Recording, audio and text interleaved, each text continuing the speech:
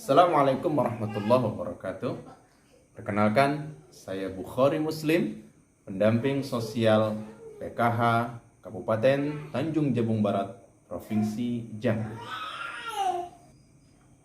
Dalam video kali ini, saya ingin menyelesaikan tugas yang diamanahkan kepada saya terkait dengan diklat daring berkaitan dengan pola hidup yang sehat di dalam lingkungan keluarga di rumah.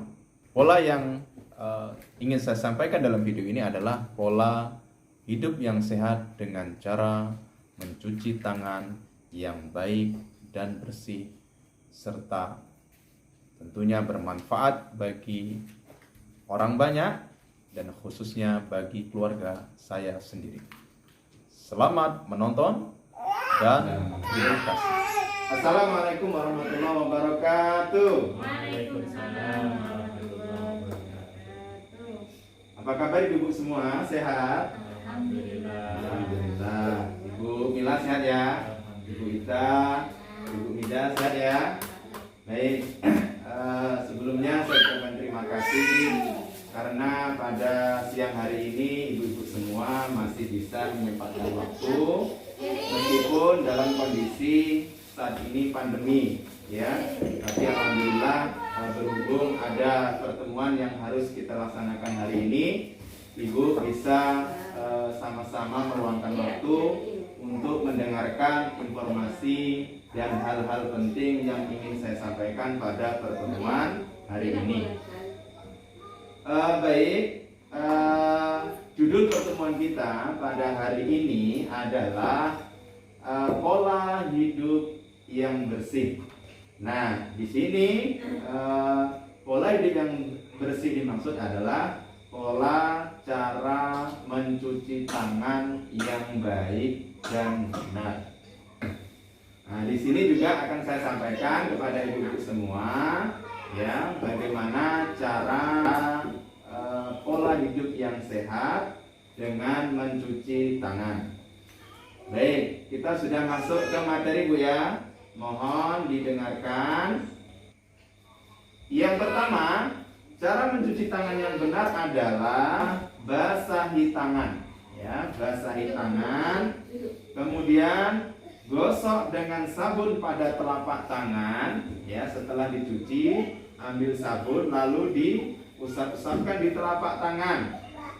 Kemudian secara lembut, secara memutar. Yang kedua, usap dan gosok juga kedua punggung tangan secara bergantian. Yang ketiga, gosok sela-sela jari tangan hingga bersih. Nah, tadi punggungnya. Kemudian yang ketiga itu sela-sela tangannya. Nah, diputar seperti ini, ya, dibersihkan seperti ini, ya, itu. Kemudian yang keempat, bersihkan ujung jari secara bergantian dengan posisi saling mencuci. Nah, ya, jadi bersihkan ujung jari dengan posisi saling mencuci. Nah, ujung jari, ya, seperti ini. Ya, setelah tadi sudah sela-sela tangan, kemudian seperti ini. Ini cara yang keempat. Yang kelima, gosok dan putar kedua ibu jari secara bergantian. Ibu jari secara bergantian, ya. Jadi jari jempol, ya, jari jempolnya digosok seperti ini, ya, dibersihkan. Kemudian yang keenam, letakkan ujung jari ke telapak tangan, kemudian gosok perlahan, ya. Ujung jari ke telapak tangan, nah, digosok secara perlahan. Kemudian, ya, antara tangan kanan dan kiri, kemudian bilas. Setelah dibilas lalu dibersihkan, ya. Itulah langkah mencuci tangan. Ada 6 langkah. Berapakah waktu yang baik proses mencuci tangan? Nah, kira-kira ada tahu, Bu Mila, ada yang tahu? Berapa kira-kira waktu yang baik proses mencuci tangan?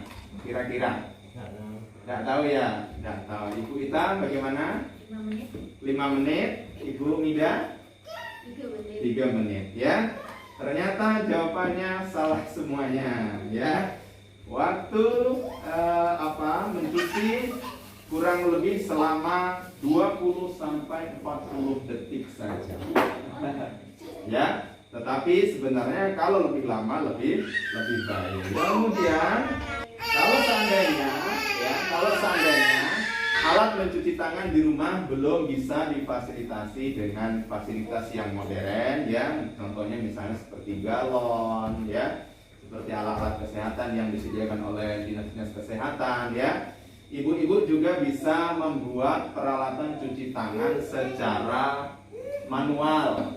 Alat yang bisa digunakan yaitu seperti ember. Ember dilubangi, kemudian dibelikan keran. Ataupun kalau tidak dibelikan keran, bikin keran manual, ya. Insya Allah suami-suami ibu ini nanti pintar lah buatnya, ya. Kalau tidak ada ember bisa juga ember bekas cat. Nah, itu lebih besar. Nanti bisa juga dibuat alat peralatan cuci tangan di rumah masing-masing. Kemudian kira-kira Ibu Mila tahu enggak manfaat mencuci tangan itu apa? Untuk kesehatan, betul. Ibu Ita? Betul, biar tangannya bersih, kalau menyentuh apa-apa atau memakan sesuatu biar tidak sakit perut. Ibu Mida? Sama ya? Sama ya. Jawabannya betul semua. Manfaat mencuci tangan yang pertama yaitu membunuh kuman penyakit yang ada di tangan. Ini manfaat pertama. Yang kedua, mencegah penularan penyakit. Yang ketiga, mencegah stunting. Ada yang mengerti stunting, Bu? Ya. Jadi stunting ini adalah perkembangan anak, perkembangan tubuh anak yang tidak sewajarnya seperti bayi-bayi yang lain. Ya. Atau istilah ininya, istilah kerennya itu ya, kalau di tempat kita bahasanya cebol. Ya, tahu cebol ya? Jadi proses terjadinya perubahan anak tidak normal seperti bayi-bayi yang umum atau yang lainnya. Ya. Kenapa kita harus mencuci tangan pakai sabun? Untuk membunuh kuman, ya, supaya kalau menyentuh sesuatu makanan tidak menyebabkan penyakit perut, misalnya seperti itu, ya. Ada jawaban yang lain. Kenapa kita harus mencuci tangan pakai sabun? Karena 80% penyakit menular ditransfer melalui media tangan dan dengan mencuci tangan pakai sabun di air mengalir dapat membunuh kuman tersebut, ya, Bu ya. Jadi 80% kuman itu bisa mati dengan sabun cuci tangan, ya. Artinya sabun apapun bentuknya sabun lah, ya. Usahakan sabun yang bisa membunuh kuman. Jadi 80% kuman bisa dinyatakan mati, ya, itu. Kemudian pentingnya cuci tangan pakai sabun. Nah, ya, ini kesimpulannya, cuci tangan dengan memakai sabun dapat membersihkan tangan dari kotoran yang mengandung kuman. Ya, mencuci tangan pakai sabun dengan air mengalir pada saat sebelum dan sesudah makan. Kemudian yang kedua, sebelum menyuapi anak. Kalau misalnya menyuapi pakai tangannya terlebih dahulu dicuci. Kemudian sesudah buang air besar maupun air kecil. Kemudian setelah menyentuh barang-barang termasuk uang. Nah, ini termasuk uang, ya. Kalau bisa setelah memegang uang, baik uang koin, uang kertas, tangannya setelahnya itu dicuci pakai sabun. Kemudian sebelum menyusui bayi, nah, ya, diutamakan, ya, tangannya juga harus dicuci terlebih dahulu. Siapa tahu ada kuman-kuman yang menempel di tangan kita. Berikutnya, setelah bersin atau batuk, tangannya juga harus dicuci dengan sabun. Habis ya, Bu ya. Jadi materinya sudah selesai. Sekali lagi saya ingatkan kepada kita semua, kepada ibu-ibu semua, untuk senantiasa membiasakan diri di dalam lingkungan keluarganya masing-masing untuk menjaga pola kesehatan keluarga masing-masing, ya. Salah satunya juga harus menyediakan tempat cuci tangan ya dengan dilengkapi sabun ya, supaya apa? Supaya kegiatan yang ada di rumah masing-masing bisa tercapai ya, apa yang menjadi tujuan pola hidup sehat di dalam keluarga ya. Demikian yang dapat saya sampaikan kepada ibu semua. Sekali lagi terima kasih atas waktunya. Saya akhiri. Assalamualaikum warahmatullahi wabarakatuh. Waalaikumsalam.